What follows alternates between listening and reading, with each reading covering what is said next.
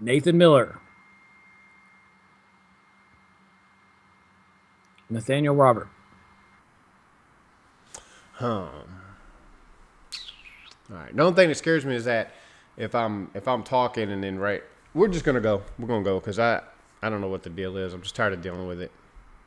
It just doesn't make sense. Even if I'm recording my voice separately. I'm ready. All right, we ready? All right. Hey, what's good, Fear of the Walking Dead fans? This is the Campfire Crew, and we're here to talk about what episode is this, Nate? This is episode 3. No, 4. Sorry. You sure? It's 4. Episode 4. And we have 6 favorite moments from this episode. You know what? This episode was actually pretty good. The show is actually developing pretty well now. I'm Campfire Nate. And the first moment, and probably the moment most people were kind of scratching their head like, I don't understand. Did I miss something? And that was when the way it opened. We got to see Nick kind of Navy SEAL style, kind of coming in on a boat, getting all this, changing his clothes, getting naked, doing stuff. And you're like, what the heck is he doing? You can't help from wondering, where's everybody else, And it kind of leaves you with that mystery. But he gets there, he sees a walker, he gets one, he kind of, tricks him into coming towards him, then he kills him, and then he covers himself in guts. And that's the first moment. And I mean, right off the bat, I was really hooked. I was like, ooh, what's going on in this episode? So I was pretty excited. I liked it. Nick, the way because even that scene is this huge campground on the beach, and like I'm expecting there to be a bunch of walkers and stuff around there, but he does just deal with one. But the now nerves of steel that at least Nick has, he's not worried at all. Like he's to that mindset now. It's like, look, this is the world I live in, and it's just one of those things. This is how I'm going to deal with it. Completely calm, just throwing the water bucket and, doing whatever he's got to do with it. And I do like that. And again, I was with you. I was like, what is going on? Cause I picked it up watching it later. And I was like, did I miss an episode or like, did I wanted to rewind and find it? But cause it was just so weird. It's like it started in the middle of an episode, but anyway, let's move on to favorite moment number 2. And that is we get the people, man. They show up on the boat, pregnant lady bleeding, 2 guys talking about she needs some help. And there's Chris pointing a gun at him thinking, do I shoot him? And even me was like, no, man, you don't shoot him. These some normal people coming up on the boat. At first I thought it was, who was the... Oh, Alex? Oh, crap. Who was the girl they cut? Yeah, Alex. That's what I thought at first it was, that they were coming back. But people show up on the boat and take it over. Yeah, it was pretty interesting the way it went down because you see this, she's pregnant. She's like, I'm bleeding and all this stuff. And immediately for them, it's we got to help him. Me personally, I was like, shoot him now. I've seen too many, I'm locked in, man. I'm ready right now. I realize I'm scared of people and I'm like, dude, they need to kill these people. Something's up. Regardless, this lady being pregnant, she's playing off of the natural, it's a pregnant lady. We need to help her, and she does that. And it's funny because like when Strand knew what was going on, Strand's first reaction was, I got to go get a gun. He goes to get his gun, and Salazar's taking his clip. So what's he do now? He's like, now I got to bail. So his first reaction is to fight. His second reaction is to run. So now you kind of learn a little bit about him. He's like, okay, let's fight. Oh, never mind, I'm out. And he leaves. And it's funny because they take it over so quickly. Just between 2 people with a gun and a pregnant lady, everything goes down. They knock them all out. And you got Strand kind of floating away in the water.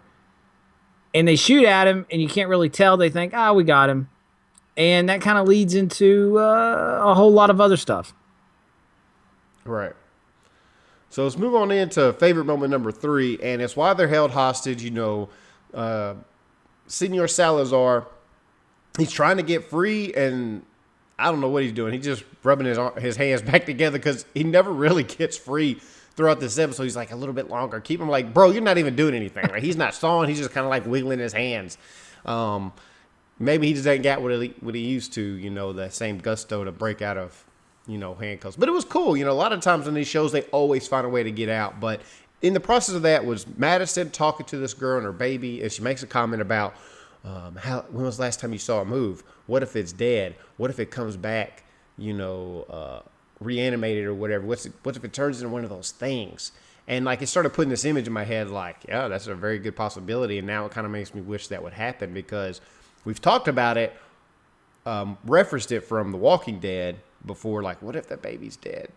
This show might actually Yeah, show it. it's one of them things that's been talked about for a long time in like Walking Dead, like lore, if you will. Like, what if the baby died inside you? Would it come back? You know, and you can't help from thinking because we've seen, you know, with Lori being pregnant and now Maggie pregnant, and the idea of a woman being pregnant during the apocalypse, you can't help from thinking, whoa, wait about that. That would be creepy. And will they ever actually show that if that's the case? So the fact that they even mentioned it in this, I thought was interesting. Because if anything, they got people kind of excited. Like, what are they going to do with that? So I thought that was kind of cool, and I enjoyed that. Number four is you kind of start figuring out what's the deal with Nick. Okay, he's walking through this town, and I think the biggest key was he finally pulled out a note with an address, and you're like, oh, okay, so he's been sent. And you kind of feel like who's possibly going to send him? It's got to be Strand at this point. You know that Strand kind of trusts Nick a little bit. He feels like Nick is a survivor like him, and he wants to get them to where their ultimate destination is. So he goes through this process. He's going through there, and he meets a guy. Now, before we get to that, we start realizing through Strand, who's knocked out, we start to get these flashbacks. Okay, we start to get this understanding of Strand, where he came from. He was a con artist. He conned this guy. He took his credit cards. The guy's name is Tom Abigail, which is interesting because when he said Abigail, you start immediately thinking to the name of the boat. Turns out you start to see this whole long list. This guy who's with him is kind of like his bodyguard slash like, partner. You go through this whole situation of flashbacks. You realize that they end up starting to work together. Apparently, they end up having a relationship. And Tom Abigail is kind of Strand's like lover. So now you know the name of the ship. Now you get to start to understand this, and where they're at is just so happens to be the place that they're trying to go to. So when this guy comes out and comes up on Nick, you're like, oh, I know this guy. This is the guy from earlier. So now you start to see the plan start to take shape. It's like, okay, Strand sent him to get this guy. And that was interesting. I was kind of excited about that. Yeah, and it does make more sense as to why, Salazar was hinting at the fact, like, why he had his bags packed already. He was already ready to leave. What's going on with that? And we see that he didn't have a plan to stay. He was going to take care of some business for 2 days and head back. So he was already planning on coming back. So that's interesting. That's something to come together a little bit more. You real quickly, you said that was like, that was like his bodyguard. All these shows and movies, one guy that like a head guy always has like his right hand, like his fixer. I got a fixer. Like they just take care of stuff. I want a fixer. Like I want one of those people where it's just like, yo, man, I need you to go take care of this. All right, I got it. And it just I need to get into the border. Anyway, let's talk about this. What are they doing? I can get you into Mexico. It's an apocalypse, for crying out loud. We think Border Patrol is still sitting there checking passports? I've never known getting into Mexico is the issue. It's the other way around. So I'm not sure exactly what they're worried about, but yeah, that's strange to me. It's like this whole idea of, I only arrange for two. I pay for 2 months. It's free range right now. It's a wild, wild west out there. So ain't nobody checking passports. I found that. But see, that I think that also appeals to the fact that they're not thinking that the world is over. Okay, we know it. They're still holding on to the hope that that whole like foundation is still there. I think they'll realize it when they get there. Oh wait, there's no one here to check our passports and IDs. I guess it doesn't matter. That we know that as watching, but they don't. So I think that's what they're trying to talk about. I guess that's weird. We'll see how that develops. Let's move on to favorite moment number 5, and that's when Travis and Alicia get captured by Connor. I think his name was Connor. Was that it? They kept talking about him, and I guess he's kind of maybe going to be the big bad for the rest of this season or whatever. So he takes them off. He needs them. I don't know what he needs them for particularly, but he takes them, and the rest of the group's just left there. I think it's just the fact that Travis is kind of useful. I mean, he makes that boat. They start the boat up, and they're like, "Oh wow, a guy who can fix things and figure things out. Perfect. We need that." That makes these people are in the we need the best possible people to do these things in this scenario kind of thing. Or maybe they have a particular thing they want him to look at to try to fix. I don't know. And then they take Alicia because, the guy is kind of the one that's communicated with her, he's kind of got, feelings towards her, which I think is interesting because I feel like she's playing it. Okay, I feel like she's playing it really, really close. I'm not gonna be surprised if they don't have this moment where she stabs him in the face at some point, and I'm really looking forward to that. But moving on to number 6, and that is when Nick and his, buddy finally come His back. new companion. And Yeah. dude, it's funny because they have these people on the ship. It's obvious at this moment they're probably going to kill everybody else.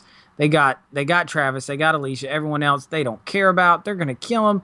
And this dude just straight up goes hardcore sniper. And boom, blows Dude. the redhead away, boom, blows the other guy away, and just shows up. They attack the other guy, they take him out. Nick shows up like, hey, what did I miss? And they're like, where have you been? He's like, oh, I was on this mission. And they're like, who's this guy? It's this funny kind of moment where everyone else is getting, we know we've been watching, but they're all getting caught up like, what the heck's going on? Why are you doing this? So it was just, it all played out. But I think the interesting part was at the very end where they get Strand out of the water. So now Strand is back. They obviously have Alicia and Travis gone. What's Strand going to do? Is he going to be like, let's go get them? Or is he going to be like, screw this, let's go? Obviously his reaction is to run. So is he going to be willing to go to that point? And how will Madison be like, hey, listen, I pulled your sorry butt out of the water. You're going to help me or I'll throw you right back in. Right. So it's getting interesting for sure. Well, they had, I think in the preview, they even mentioned he was like, they're gone. They're not coming back. Like somebody said that. So we already know Strand. He dipped out of that boat so fast, he didn't even want to try to help nobody. He just, I'm gone. So you can't trust Strand. You just can't. Like he doesn't even care. He doesn't care about anybody else. He just wants to get back to his little safe haven. So he definitely ain't concerned about Travis or Alicia at all, the one who got these people on the boat in the first place. But that whole scene, dude, was awesome because up until this point, we've seen a bunch of amateurs. The fixer is no amateur. He didn't even hesitate. Nick's like, those guys on the guns, those are not us. He's I like, got oh, that. okay, Boom. no problem. Boom. On a moving boat. That was just hard. headshots. Like, I'm not going to lie to you. The fact that he didn't miss at all. I mean, on a boat, imagine going over waves, looking down at, scope of a sniper, and everything's moving. It's like, oh, I got this. Pow. Oh, I got that. Pow. 2 shots. Are you kidding me? No hesitation. I thought it was great because I was like, yo, he just busted those dudes. And then the other guy, he's scared. He's talking all this trash the whole time. He's like, oh, what's going on? He gets stabbed in the back, which I thought was great because Madison, again, no hesitation. She stabbed him, which I think goes back to that point where she's like, you become weak once you have a baby because you'll do anything to protect your child, including stab you in the back and through the seat with this crowbar, whatever it was that works. So that whole scene was good. It just kind of showed the group kind of step up and handle some business without thinking much about it. So I don't know. The end was great. We already mentioned she picks up Strand. So those are kind of our favorite moments for this new episode. What are you guys thinking now? Are you slowly starting to get on board with this show? I know it started out slow. I know people kept comparing it to The Walking Dead, which is almost impossible not to do. But it's developing into its own show, I feel like. And now I'm interested to see how the rest of this season progresses. So let us know in the comment section below what was your favorite moment.